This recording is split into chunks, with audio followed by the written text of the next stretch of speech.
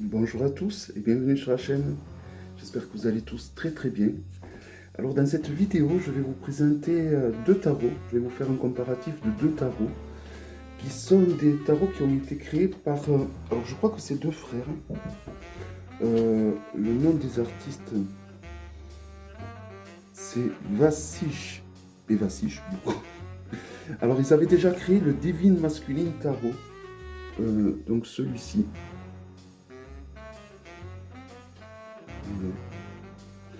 Un tarot très proche de la nature, en plus d'être un tarot sur le divin masculin. Voici le dos, un très joli tarot qui avait été peint, c'est des peintures, alors je ne sais pas si c'est de l'aquarelle ou de l'acrylique.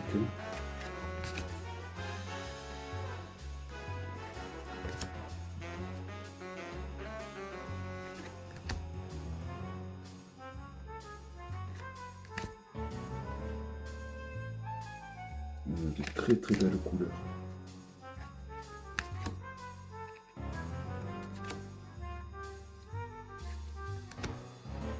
C'est un des rares jeux qui traite le masculin sacré. Il n'y en a pas beaucoup. Il va y en avoir deux ou trois, dont celui-là.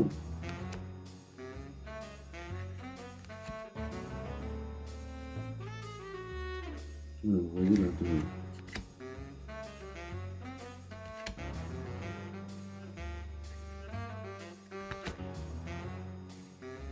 je voulais vous prendre les tarots qui ont comme thème la nature. Et j'ai pas pensé à le... Je sais pas si je...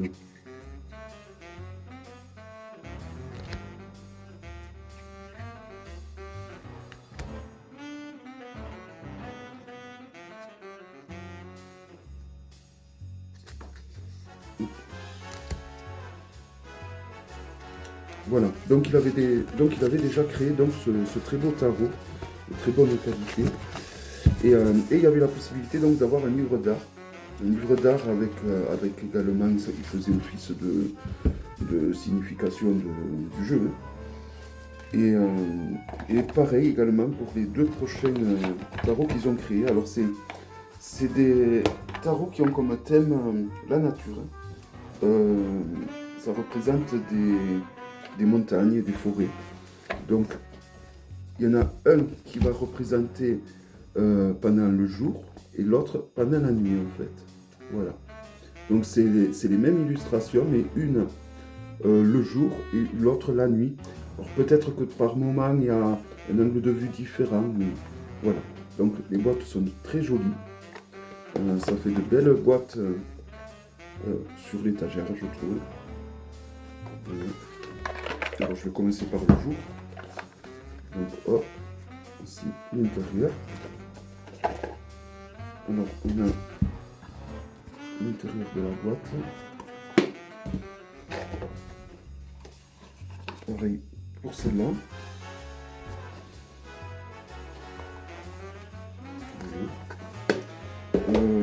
On a deux gamebooks pour les deux, donc.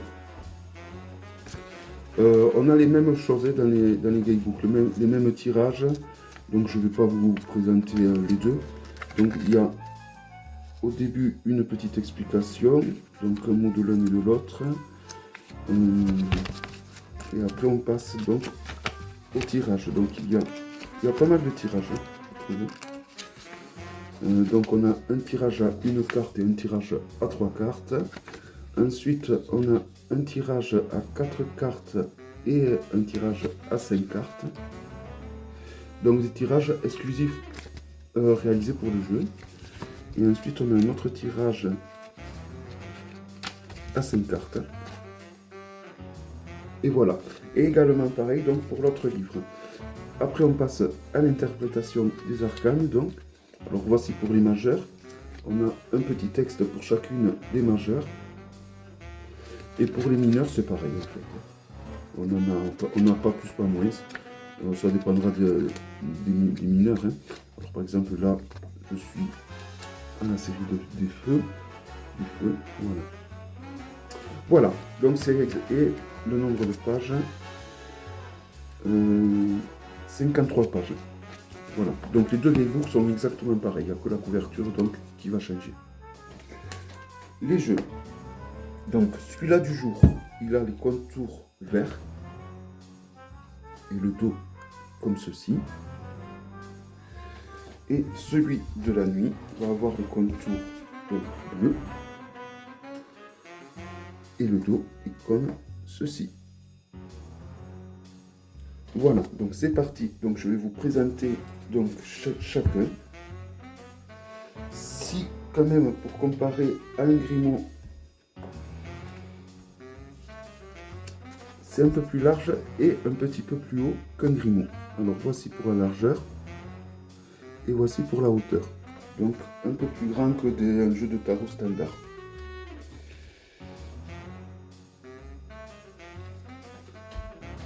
Donc on va avoir des effets sur les lames, des effets de dorure, des effets également de surbrillance en noir, vous devez le voir. Le magicien.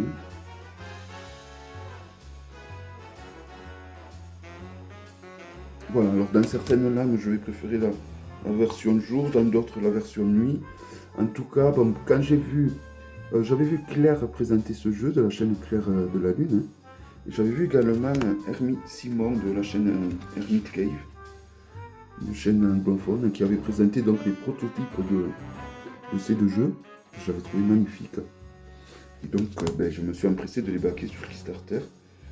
Donc, ces choses faites, je les ai enfin reçus. Et je les trouve magnifiques. Et je suis vraiment soulagé d'avoir pris les deux parce que franchement, j'aurais pas pu me décider. Les deux méritent. Alors, mon préféré reste quand même le Majestic Air Tarot. Mais j'avoue que cela... Alors évidemment, on doit pouvoir faire des tirages ombre et lumière. Le fait qu'il y ait un jeu qui a comme thème la nuit, l'autre le jour. On doit pouvoir faire du shadow work, j'imagine, comme dans tous les jeux, au final. Voilà, donc... pour les arcanes majeurs, vous voyez, en bas, on a une espèce de rose qui est ouverte pour le jour et fermée pour la nuit. Et on a également, donc, en haut de la lame, un soleil pour le jour et une lune pour la nuit. Voilà, les deux vraiment sont magnifiques, je trouve. La justice. Alors je m'excuse si je tremble, j'aurais dû peut-être là pour ces deux jeux faire une présentation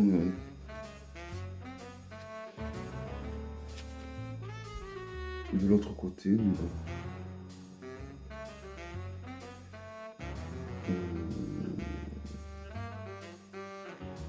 Je sais plus où j'en suis. La justice. Je n'ai pas de vue.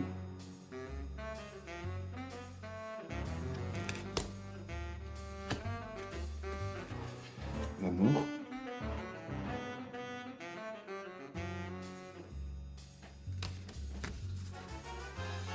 Bon, normalement, je devrais avoir le livre d'art qui va avec.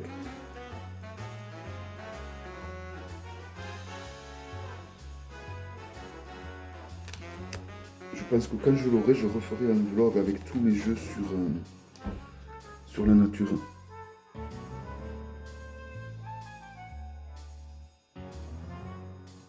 Diable. Tour. Vous voyez, ça change quand même les illustrations d'une lame à l'autre. Ouais, vraiment, j'aurais pas pu me décider. Je les trouve toutes les deux. Alors, par exemple, pour l'étoile, les deux, je trouve, sont magnifiques. Alors, peut-être une préférence pour la version nuit.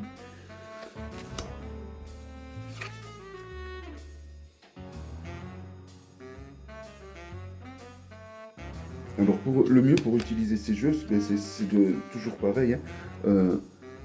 Faire confiance à son intuition et utiliser les significations comme à l'habitude, les juxtaposer aux lames correspondantes. Comme vous pouvez, je ne sais pas si vous l'avez remarqué, elles ont un nom traditionnel. Donc ça c'est un plus, je trouve. Les artistes ont laissé donc le nom traditionnel aux lames. Même pour les mineurs, il n'y a que pour les personnages de cours où ça change. Voilà donc pour la série donc, des arcanes majeurs. Donc maintenant on va passer à la série de l'air, donc des épées, avec l'as.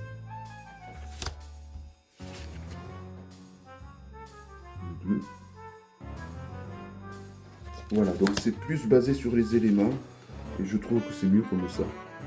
C'est plus cohérent que si ça avait été des épées, des bâtons, des deniers.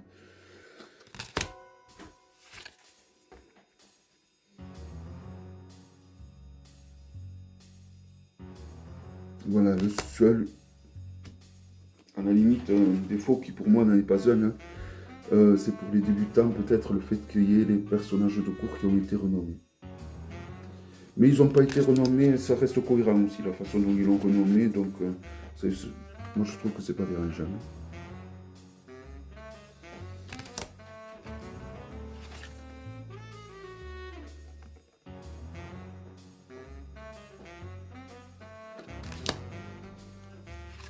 Le 8.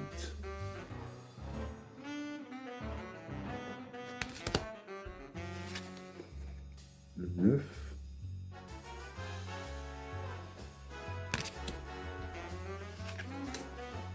Le 10. Donc le petit symbole du bas pour reconnaître de quel arcane il s'agit a changé. Donc pour l'air, ça sera donc ces symboles-là. Donc là, on est le Dreamer pour le valet. Ça va très bien, je trouve. L'action pour le cavalier, c'est très bien trouvé aussi. Pour la reine, on va avoir Keeper. Et pour le roi, on va avoir Wisdom. Avec mon accent. Voilà donc pour la série des épées. Donc j'essaye de bien me ranger au fur et à mesure. La terre, donc la terre qui est la série des deniers donc. 2.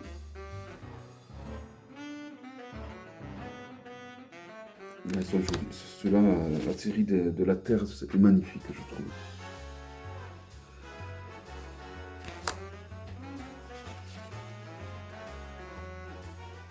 Le 4.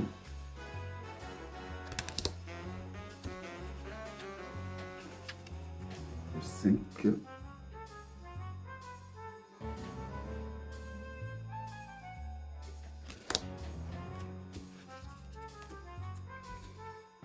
Le 6.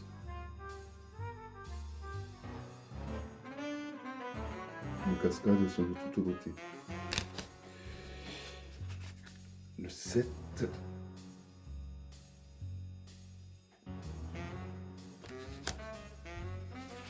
Le 8.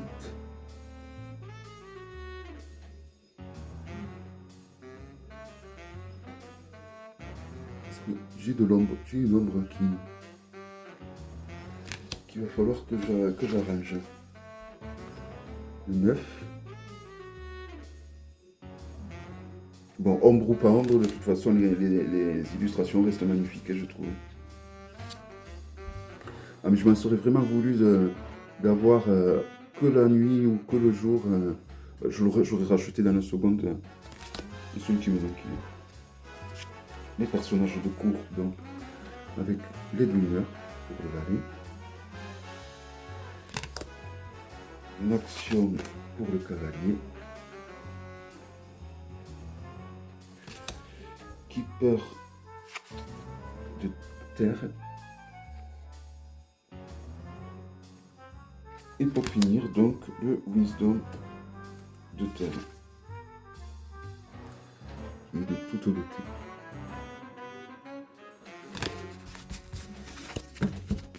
Voilà.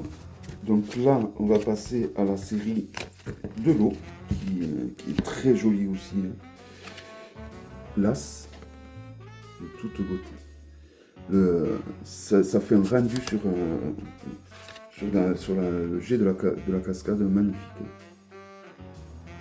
C'est un côté un peu enchanté, ce jeu, je trouve. Il y a un côté un peu magique, je trouve. Voilà, moi, c'est en quelque sorte mes doudou decks, ce genre de jeu. Parce que je trouve qu'ils font vachement du bien. Les jeux sans présence humaine. Alors, je crois qu'il y en a quelques-uns quand même. Alors, c'est peut-être des animaux.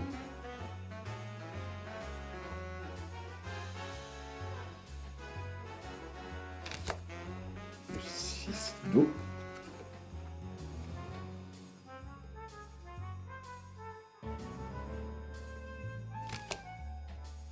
Le 7 d'eau.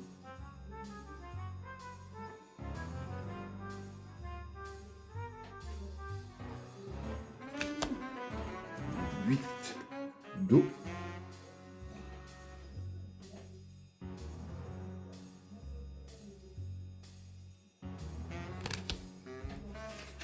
Le 9 d'eau, qui est de toute beauté aussi.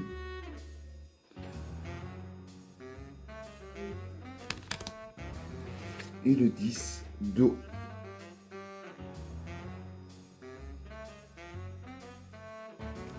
Les personnages de cours, donc avec le Dreamer d'eau.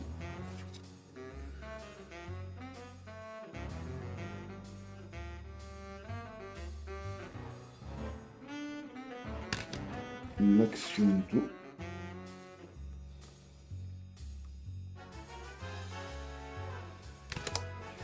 Le Keeper d'eau.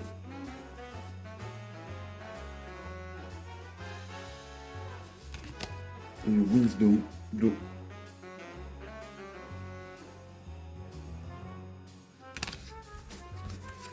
Voilà, donc là je crois qu'on arrive à la dernière série, donc la série du feu. Il me semble, vu l'épaisseur, avec l'as de feu. Le 2 de feu. Ah, elle est très belle celle-là aussi. Ah, ça me gratte. Le 3 de feu. Elle est magnifique. Je l'ai vu déjà plusieurs fois, ces deux jeux, mais j'ai l'impression de les redécouvrir encore une autre fois.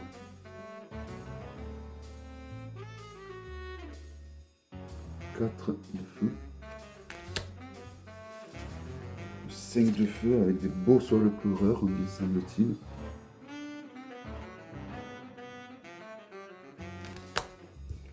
Le 6 de feu.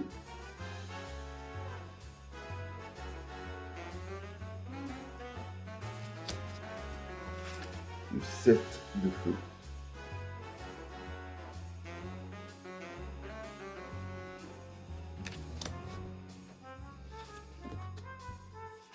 Le 8 de feu.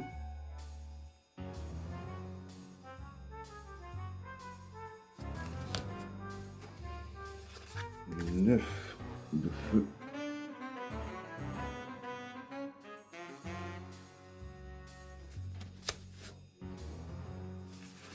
Le 10 de feu, qui finit donc les minérales.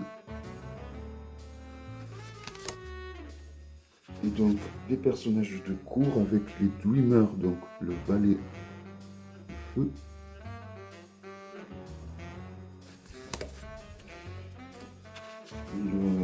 Action pour le cavalier donc de feu.